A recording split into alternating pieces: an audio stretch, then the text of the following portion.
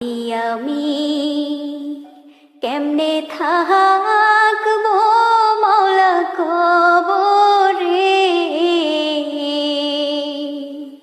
সাথী নাই রে বাতি নাই রে মাওলা ওই ঘরে।